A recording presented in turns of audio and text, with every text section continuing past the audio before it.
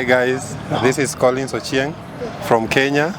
I'm currently 25 and I'm just a graduate of accounting, and I'm very happy to be here. Thank you for hosting me. So, karibu Afrika Tuungane. So, in this special month of Africa Africa month, Yes. we are interacting, or rather having conversations with Africans on some of the most important intergenerational challenges in Africa. The challenge of African unity, intra-African travel, intra-African tourism, and intra-African trade. So, I want to ask you a few questions on those four pillars or those four challenges in Africa. Okay. So, begin with question one. So, today, if you're given an opportunity today to choose one African country Yes. to go there as a tourist, so which country are you going to?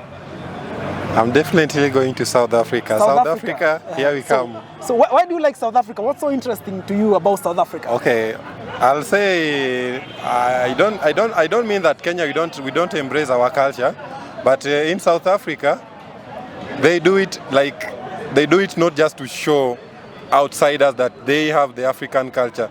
They do it because it is in the blood. You will find a South African in an international event dressing like a South African traditional. Unlike any other African country, rarely.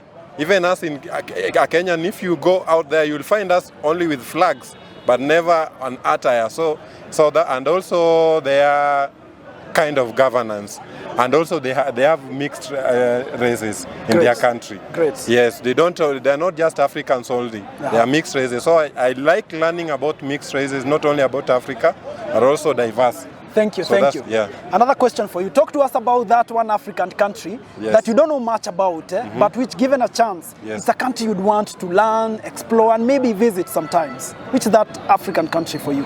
They say Seychelles. Seychelles. They say Seychelles because Ushelisheli. yes. Kwa nini Ushelisheli? They say Seychelles that are they're so much learned.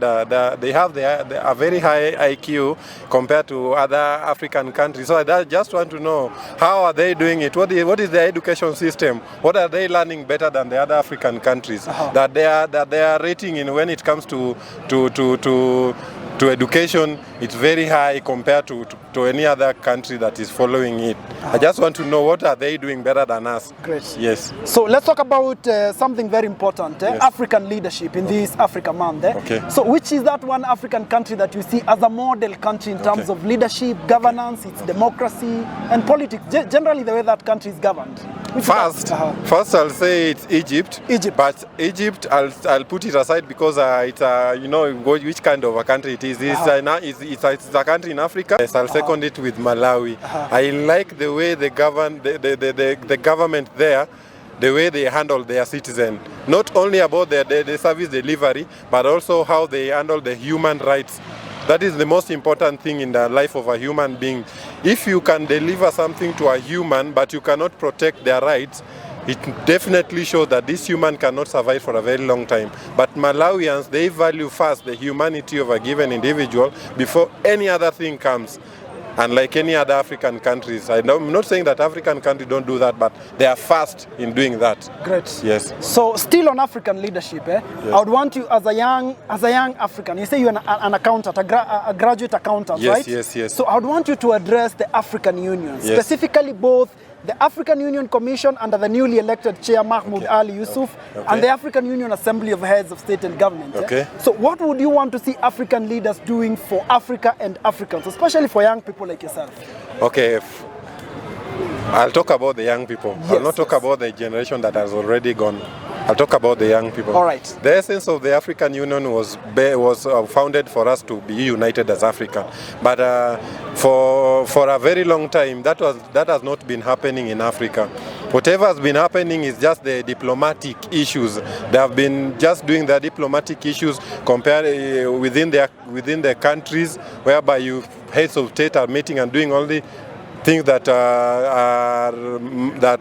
only involve the diplomats, but not concentrating mainly on what is important, on why the AU was founded. We were supposed to have one voice as an African nation, but that one is not happening. We had hopes in the current government that the AU has just taken right now, but we don't think that they are going to do what we are expecting them to do. In short, we are expecting them to support any African leader. For example, the Burkina Faso, the unity that Burkina Faso and any other military led country is doing. The AU should be supporting it 100% because that is what will lead an African country to be united as an African nation as one. The way all Africans are dreaming that we become one country. Great. Only that. Yes. But on an issue that our presidents, for example, our heads of states are being called by a minor country because it is valued higher than any other African country, and then being put in a table, one country with 50 different countries does not make sense. It diminishes us because we know that we are a developing country as Africa. We have developing countries in Africa, but we deserve what is due to us. If we are making an effort of making us together, of uniting an African people together, let the Western people help us do that. Let them not do whatever they are doing right now of dividing us.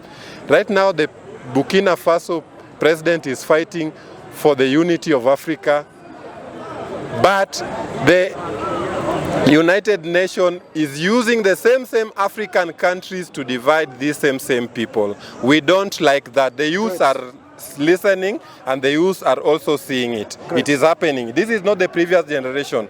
This is a generation which is vigilant, which is seeing the same way you people are seeing. So everything we are seeing, we are putting into action.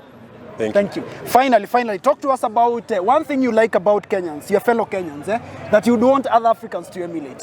First, before I talk about what I like about Kenya, I'll first say I love Kenya. Yes. That's the first thing I'll say. I'm a Kenyan, and I'm a Mzalendo Kenya. In Mzalendo in English, what is this called? Patriot, a Kenyan patriot. Yes. In Kenya, we love Swahili so much. That's why you have to consult, I think.